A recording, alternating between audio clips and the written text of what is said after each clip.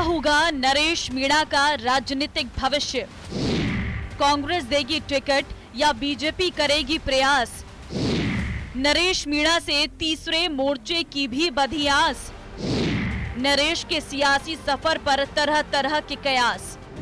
मेरी मजबूरी है आज कि माननीय न्यायालय का ऐसा आदेश है, तो उसकी माननीय न्यायालय के आदेश की पालना करने के कारण मैं आज आपसे कुछ बोल नहीं पाऊंगा, लेकिन आपको जल्दी आमंत्रित करूंगा और जितने भी आपकी जिज्ञासा है, जितने भी आपके सवाल हैं, उनके पूरे जवाब दें।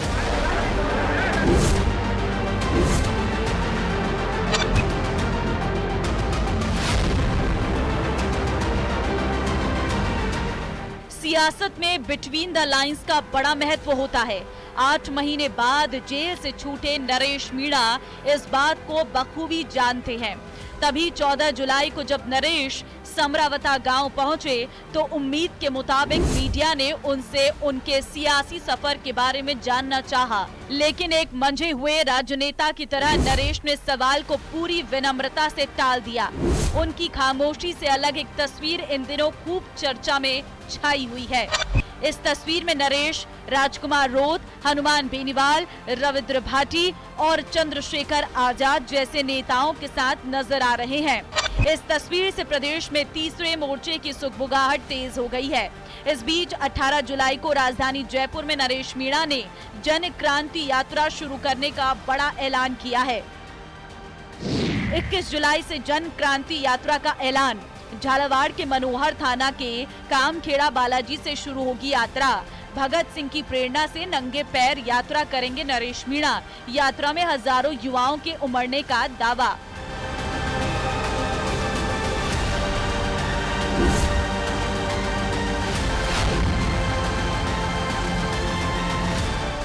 कुल मिलाकर जेल से बाहर आने के बाद नरेश मीणा अपने बेबाक अंदाज के लिए फिर से चर्चा में हैं। जितने उनके अंदाज की चर्चा है, उतनी ही चर्चा उनके सियासी सफर को लेकर भी चल रही। सियासत की समझ रखने वाले कुछ जानकार कहते हैं कि नरेश मीणा के लिए लॉन्चिंग पैड बन सकती है अंता सीट। दरअसल बीजेपी विधायक कंवरलाल मीणा को एसडीएम को पिस्तौल दिखाने के मामले में सजा मिलने के बाद अंता विधानसभा सीट खाली हो गई। जल्द यहां उपचुनाव की अधिसूचना जारी होने की संभावना है। एक लंबे संघर्ष के बाद में अगर देखा जाए तो नरेश मीणा अब जेल के बाहर आ गए हैं। अब ऐसे में तमाम हालात, बयान और जो माहौल है वो देखने के बाद में सवाल उठता है, क्या इस बार नरेश मीणा कांग्रेस की ओर से चुनावी मैदान में होंगे? ये सवाल इसलिए क्योंकि जो हालचाल है, जो बोलचाल है, जो भाषा है, उन तमाम चीज़ों को देख करके कहीं ना कहीं ऐसा लगता है कि इस बार नरेश मीणा गंभीरता से एक्टिव सियासत के अंदर उतरने की तैयारी में नजर आ रहे हैं। कांग्रेस में फिलहाल अंता सीट पर प्रमोद जैन भाया का मजबूत आधार है। वे न सिर्फ पूर्व विधायक बल्कि मंत्री भी रहे हैं, लेकिन बीते कुछ सालों में करप्शन के आरोपों पर नरेश मीणा मुखर रहे हैं। इसलिए भाया और मीणा में सियासी तल्खी है। राजनीतिक विश्लेषकों का मानना है कि यदि कांग्रेस नए चेहरे पर दांव लगाती है तो नरेश मीणा को अंता सीट से उतार सकती है, खासतौर पर तब जब मीणा समुदाय इस सीट पर निर्णायक भूमिका में है। नरेश खुद भी इसी समुदाय से आते हैं, जिससे उनका स्थानीय जनाधार मजबूत बताया जा रहा। 12 जिले की जो अंता विधानसभा सीट है, उसके उपचुनाव की जो संभावनाएं बनती जा रही हैं, उसमें नरेश मीणा भी एक फैक्टर हो सकते हैं। आने वाले समय में पिछले जब वो इतने लंबे समय जेल में रहकर आए हैं तो उनकी लोकप्रियता थोड़ी बड़ी है, खासकर युवाओं में तो उनकी लोकप्रियता बड़ी है। और वो अंता 12 जिले के ही निवासी हैं, उसी इलाके के रहने वाले हैं। तो जब वो उपचुनाव लड़ते हैं, जो लॉन्चिंग पैड हम मान के उनके लिए संभावना देख सकते हैं, तो निश्चित तौर पर मुकाबला त्रिकोणीय वो कर सकते हैं। अंता विधानसभा सीट बीजेपी का गढ़ मानी जाती है।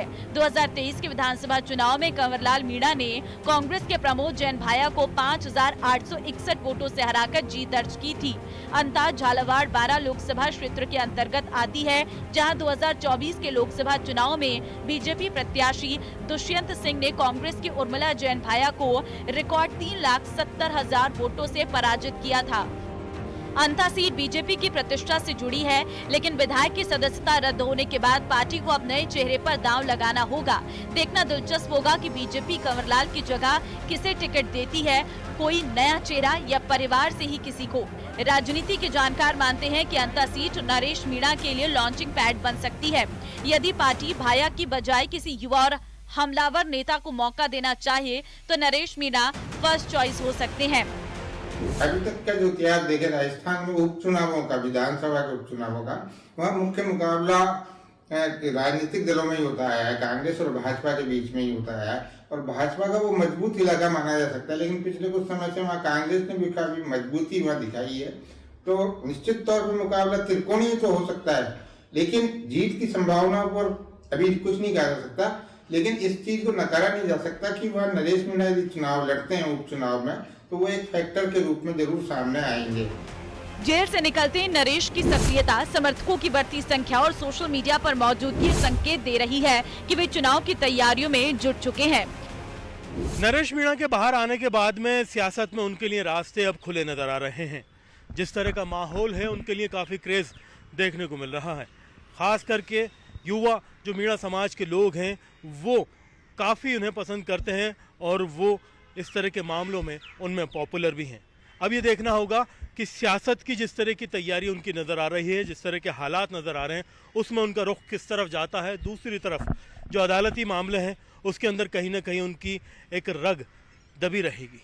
कैमरा पर्सन अविनाश के साथ में अरबाज अहमद, न्यूज़ 18 के लिए जयपुर से।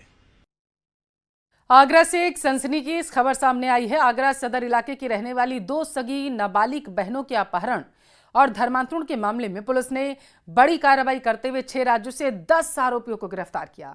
मामले को लेकर राजस्थान में भी कार्रवाई की गई है।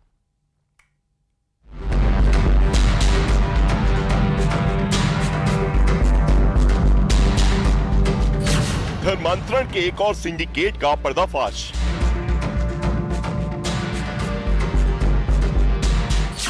छह स्टेट हिंदू से मुस्लिम बनाने का खेल। धर्मांतरण गैंग के ISIS-ISI कनेक्शन की जांच। आगरा पुलिस की कस्टडी में ले जाए जा रहे इन आरोपियों पर अवैध धर्मांतरण कराने का आरोप लगा है। अवैध धर्मांतरण का खेल लगभग उसी तरह से खेला जा रहा था जैसे यूपी के बलरामपुर में छांगुर उर्फ जलालुद्दीन का गैंग खेलता था। यूपी के डीजीपी के मुताबिक आगरा पुलिस ने 6 राज्यों में दबिश देकर अवैध धर्मांतरण में शामिल 10 आरोपियों को गिरफ्तार किया है। आरोप है ये सिंडिकेट नाबालिग लड़कियों को लव जिहाद में फंसाकर उनका जबरन धर्म परिवर्तन कराता था। धर्मांतरण कराने के इस रैकेट को कनाडा, अमेरिका, लंदन और दुबई से फंडिंग के सबूत मिले हैं। पुलिस की पड़ताल जैसे जैसे आगे बढ़ी तो हिला देने वाला सच सामने आने लगा। पुलिस को शक है कि इस सिंडिकेट का कनेक्शन PFI और SDPI के साथ साथ पाकिस्तान के आतंकी संगठनों से भी हो सकता है। अवैध धर्मांतरण कराने के इस रैकेट के टारगेट पर पढ़े लिखे और कम उम्र की लड़कियां और लड़के होते थे।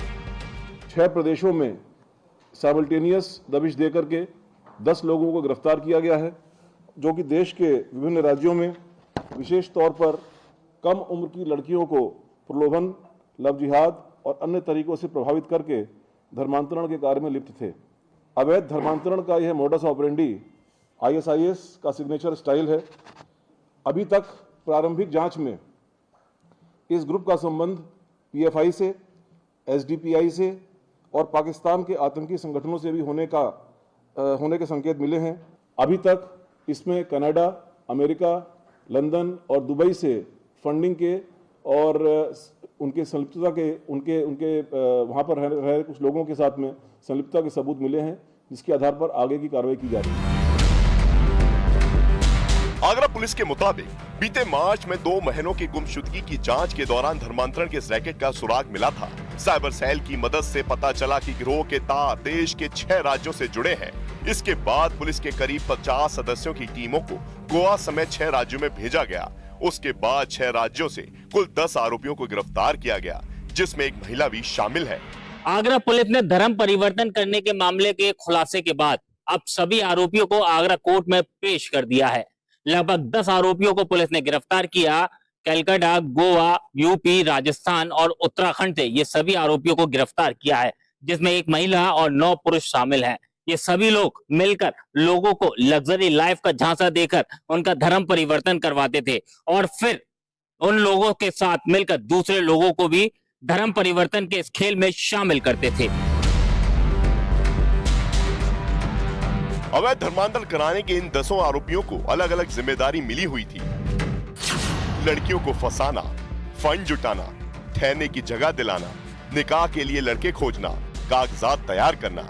किसी की भूमिका इसमें जो पकड़े गए हैं 10 लोग, किन्हीं का काम फंड प्राप्त करना है, किसी को उस फंड को चैनलाइज करना है, किन्हीं को सेफ हाउस उसको मुहैया कराना है, लीगल एडवाइस देने के लिए इनकी एक अलग टीम थी, नया फ़ोन और नया सिम देना, लोगों को प्रेम जाल में जो लोग उनको अपने पास फंसाते थे फिर उनकी शादी कराने के लिए और धर्म परिवर्तन के लिए सब्जबाग दिखाकर प्रेरित करने के लिए और उसके संबंध में जो डॉक्यूमेंट्स होता है पेपर तैयार करना, ये सभी ये जो ग्रुप थे इसमें ये शामिल थे।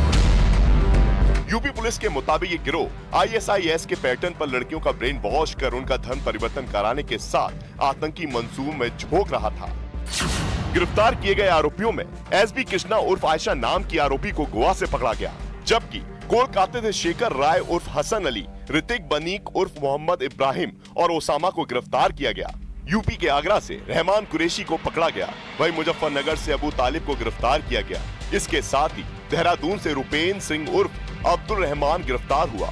जयपुर से मोहम्मद अली उर्फ पीयूष पवार और जुनैद कुरैशी नाम के आरोपी को पकड़ा गया। वहीं दिल्ली से मनोज उर्फ मुस्तफा अरेस्ट किया गया।